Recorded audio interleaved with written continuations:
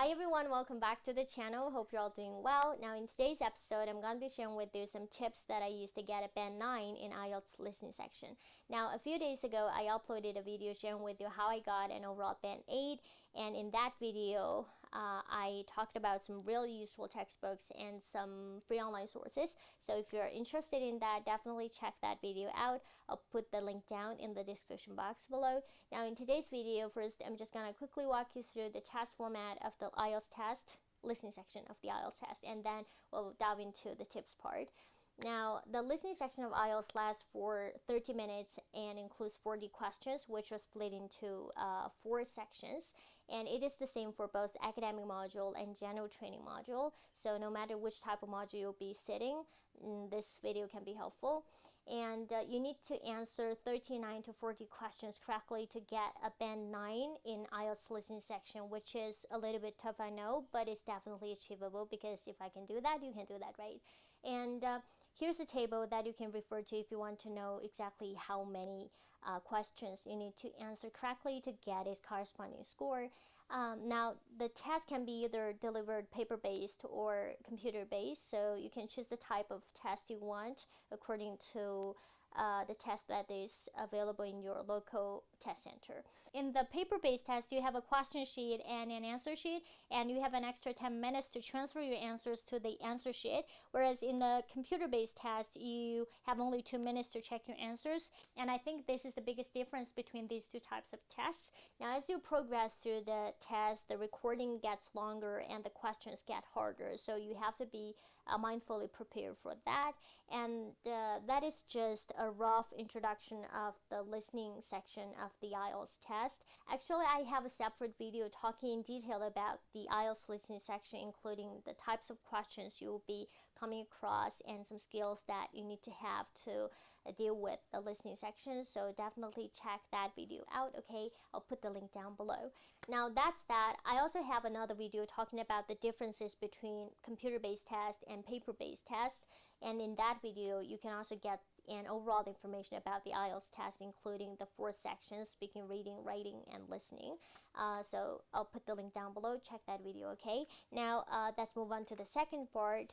Now, what makes listening really difficult is not just that you need to understand what the speakers are saying. You also need to listen, read, and write almost at the same time, which requires a higher level of concentration and the ability to manage your time efficiently. Now, here's tip number 1, that is use your time to the maximum. Don't put yourself in a situation where you read the questions for the first time while listening to the recording.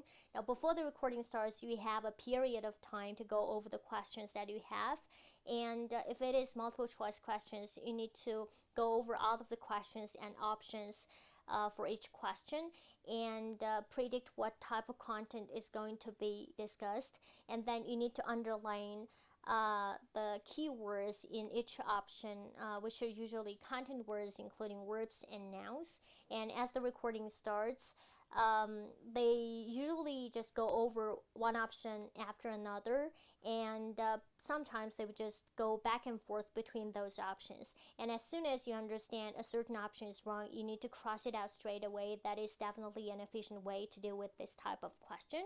And if it is fill in the blank type of questions, you need to just predict what type of information they're expecting. Like sometimes they expect you to fill in dates, addresses, and sometimes they need verbs and nouns. So predict as much information as possible. The more you predict, the easier for you to find out the right answers when you listen to the recording. Now here's tip number 2, that is you have some time to revise your answers. Now if it is filling the blank type of questions, you have to make sure that the whole sentences are grammatically correct. Sometimes you think that the answer is right, but if it does not fit into that certain sentence, then that's definitely not correct. So you have to make sure the whole sentence is grammatically correct, and then you have to make sure the spelling is correct. Now, if you are 100% sure that your answers are correct, you don't have to revise your answers, just move on to the next part, which means you have an extra period of time to prepare for the questions in the next part. Now, tip number 3 is always keep an eye on the question you're currently dealing with and the next one. so that you don't lose track, which is really important. Now, tip number 4 is answer all the questions. You don't lose points for incorrect answers. So if you miss a certain answer, you just need to guess the most possible one and write that down, okay? Now, tip number 4 is something that should be done before the test. So when you prepare for the test, you need to familiarize yourself with different types of questions so that you don't panic when you come across a certain type of question during the test. Now, here's tip number 5, which is also the final tip for today's video, is that you need to practice listening on a daily basis. There's no shortcut to improving your listening skills. You have to make sure that you listen every day. You can listen to different types of materials, ranging from IELTS tests to TED Talks, to BBC News, to any online videos that you're interested in. As long as you keep on listening, you'll find that your listening skills improve day by day, and one day you'll find that it's no more stressful to prepare for those English tests, including IELTS tests, TOEFL tests. So remember, you have to listen on a daily basis so that you can lay a solid foundation for your overall listening skills. So that's pretty much for this video. Hopefully you find this video helpful, and I'll see you in my next video. Bye.